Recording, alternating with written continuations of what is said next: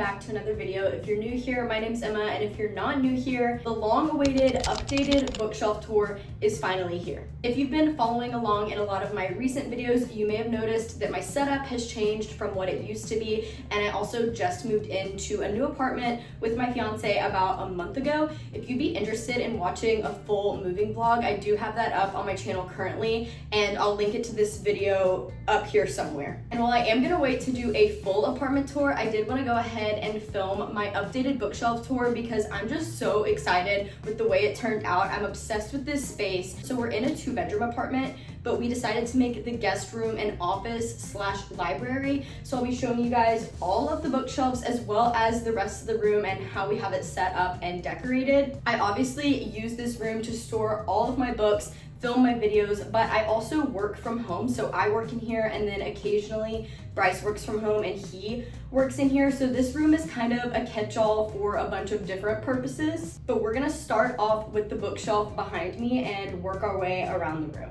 Okay, I lied. We're actually gonna start with this little corner because this is my reading corner. It gets a lot of great natural light because we have the window right there. I have this little sofa chair. I don't even know what you would call this.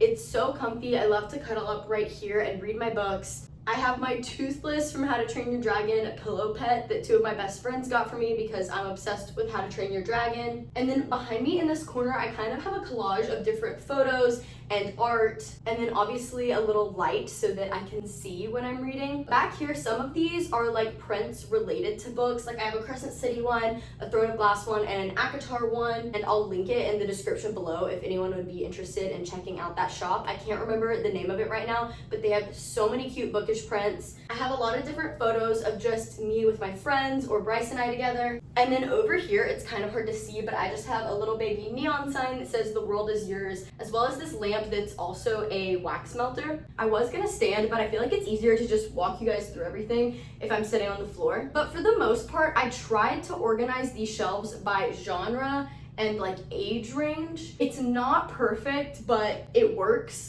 So over here is gonna be all of the romance books. We have the Heartstopper series, some of Abby Jimenez's books. Below we move into some like YA romances. A lot of these are standalones that I haven't read, as well as the Eden series, and I don't really have a reason for why it's right there other than it fit right there. And then directly below we have some adult romances, the Knock 'Em Out series and the Twisted series. And I just love how this little area of the shelf looks because it's so many bright colors, whereas over there we get into like the fantasies and thrillers, and a lot of them are darker colored books. Right here in these 3 shelves we have some adult standalone romances, and below it we have some more adult standalone romances. Some I've read, some I haven't. And then this bottom shelf is all of my Colleen Hoover books, and somehow they all fit perfectly in here. Also, I'm not forgetting about this top part of the shelf. I'm just gonna go through all of this and then come back to it. Moving this way is when we start to get into fantasy a little bit, and I just started with YA fantasy. We have the These Hollow Vows duology, the Lightlark series, and also the Cruel Prince series and spin-off books. Then below, I have the Serpent and Blood trilogy right here, as well as some other YA fantasies that I've either got as ARCs or been sent in PR and really want to get to soon. Below that, we have Caraval, Once Upon a Broken Heart, and the Dance of Thieves duology. Continuing on down, it's basically just more YA fantasy. We have Shadow and Bone, The Prison Healer, Jade City, Amber in the Ashes, Scythe, and then on the very bottom, we just have some more fantasy standalones. Moving on to this stack right here, we have all of the OG dystopian YA books, The Hunger Games and Divergent, and then beneath that we have Maze Runner, The Inheritance Games, and A Good Girl's Guide to Murder. So this is where we kind of start to get into thrillers. I feel like right here is kind of a mashup of thrillers and dystopians, and I don't really know how they got mixed together, but they did. And then on the very bottom, we kind of have another situation here where it's a mix of dystopian, thriller, mystery, and sci-fi. Some of them I've read, some of them I haven't, and they're all either standalones or the first book in a series where I don't own the rest of the series. This is where things kind of really start to get disorganized. I have some more fantasy on this top shelf here. We have the Bridge Kingdom series, the Poppy War, and then Randomly, I just stuck the Gracier up here. I don't really know how that ended up there. Then below it, some more adult fantasy standalones. And beneath it, we have mysteries and thrillers. We have Natural series, which I haven't read yet, but really want to get to soon. And then just some other standalone mystery thrillers that are adult mystery thrillers. And then I also have The Housemaid books 1 and 2 on top right there. And then down here is where we get to my only like dark romances I own. I'm realizing with this camera angle, you can't really see the full bottom shelf because it gets cut off, but this is what we're working with, so just bear with me. I have The Touch of Darkness, Neon Gods, the Ravenhood series, Haunting and Hunting Adeline, if you know, you know. The other side of this shelf is where all of my Book of the Month books live. We just have these two shelves all with Book of the Month box picks. And then below it is where we have just my general fiction books. And then on the very bottom is the only nonfiction books I own. Some of them are like self-help, some of them are memoirs. It's kind of just a mix of different nonfictions because I don't own enough of one subgenre of nonfiction to separate them. Moving you guys over to this shelf, this is probably my most recognizable shelf because at my old house, this tree shelf is the one that I would film almost every single video in front of on TikTok and YouTube.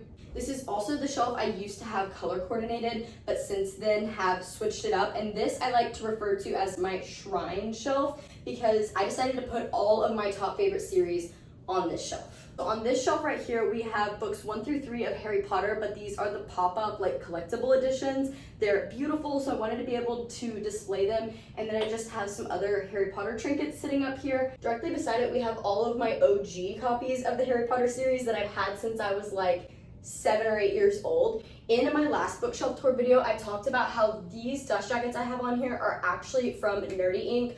I'll link it below if anyone is interested in checking them out. They have tons of different alternate dust jackets for a lot of popular series. The actual books that the dust jackets are on are like the original print of like what the hardcovers were, if that makes sense. But those dust jackets that were originally on them were just beaten up and worn and torn, and they looked raggedy, so I wanted to replace it for something new. Over here we have the Boys of Tommen series, which has quickly become a favorite of mine in 2024. I absolutely love them. And below that we have all my different copies of Fourth Wing. And below that we have both of Carissa Broadbent's series, which is Daughter of No Worlds and Serpent in the Wings of Night. I actually think those series have other names, but those are the names of the first books in each of those series. Of course, I have to have the ACOTAR series at the front and center. Call me basic if you want, but there's a reason everyone loves this series, and this is what got me back into reading. So they're always gonna hold a special place in my heart. And then I just have this little Valaris candle sitting next to it. And below that, I have the Shatter Me series and also the Divine Rivals duology. I do have 2 copies of Ruthless Vows because I wanted the original and I also wanted the Barnes & Noble edition. Below that, I have the Plated Prisoner series as well as the Kingdom of the Wicked series. And then on the very bottom here, we have this weird space of a bookshelf. I never knew what to do with it because you really can't fit more than like 3 books laying on their sides there, so it kind of felt pointless. So instead I just stuck a Polaroid camera and a little trinket dish under there.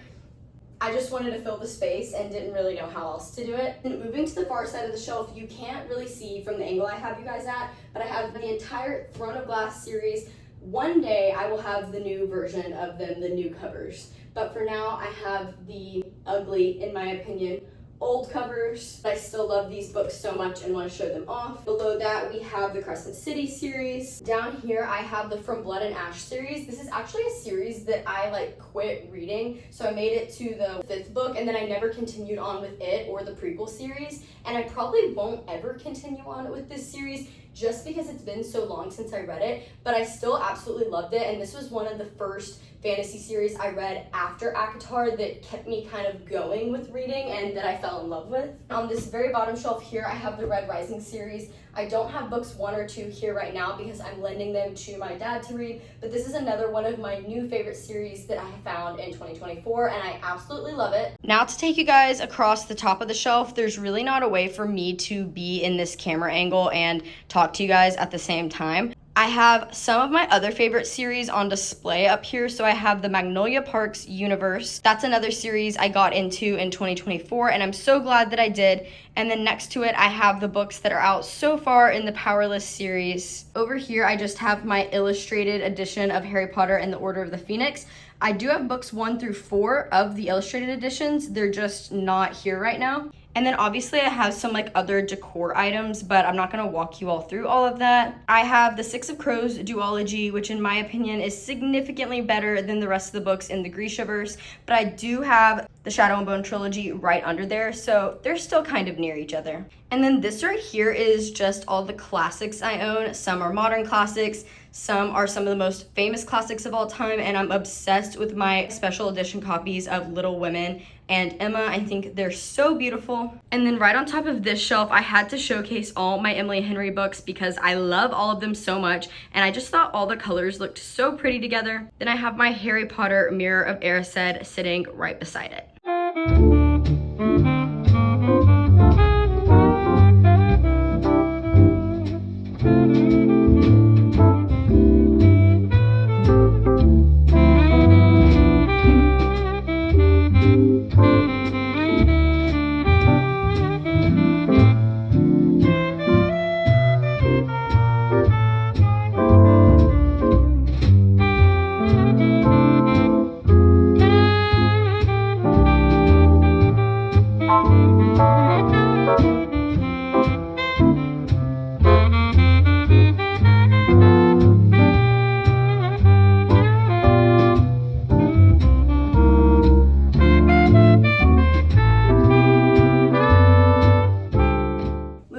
To the not as bookish part of the room, we do have the big window with the best natural light over here. And then I just have this little side table with this Lego drawer. I like to keep bookmarks in here. And then my Baby Groot plushie, as well as some other books in this stand down here. Then I have a blanket basket where I just keep a few like stuffed animals. And one year for Christmas, my mom got these made of me as Hermione and Bryce as Iron Man. And I just think they're so funny and cute. So I like to keep them right in this blanket basket. And then above where I was just sitting, we have both my dance team uniform and Bryce's baseball uniform from college. I love how they look next to each other, and I thought that was like the perfect spot for them to be. Then over here, I just keep a pair of slippers and this random stool that I owned, but honestly didn't know where to put. And then we get into where things start to get a little bit messy looking. This cart I am considering using as a TBR cart, and I do have my current August TBR sitting in the basket on top. So we have Malibu Rising, The Unmaking of June Farrow, Scythe, and One Dark Window. Hopefully I'll get to all of these. The rest of the cart is basically being unused. Obviously my ring light, I never know where to put it, so I just stuck it right there. Then we have this other cart that's more office related things, some notebooks, folders, and just stuff that Bryce and I use for work. Then more just organization of like cords and electronics, basically. Then over here we have the desk area. This is the desk that Bryce and I sit at to work. I'm not gonna go fully through the desk, but we obviously just keep office supplies and things like that on the top. And then above it, we just have kept a lot of notes and other little trinkets from things we've done and photos. And that is the full complete tour of the bookshelves and the rest of the office/library. A lot of this may end up changing in the coming months and getting rearranged and reorganized, but this is what it's like for now, and I wanted to go ahead and show you guys because I'm so excited about the bookshelves and just this space as a whole. If you'd be interested in watching more of my videos in the future, don't forget to like, comment, and subscribe. And you can also go ahead and check out all the other videos I have on my page currently. I've also linked my Instagram, TikTok, and Goodreads in the description below if you'd be interested in following me over there. And that's all for now. Thank you guys so much for watching. Bye guys.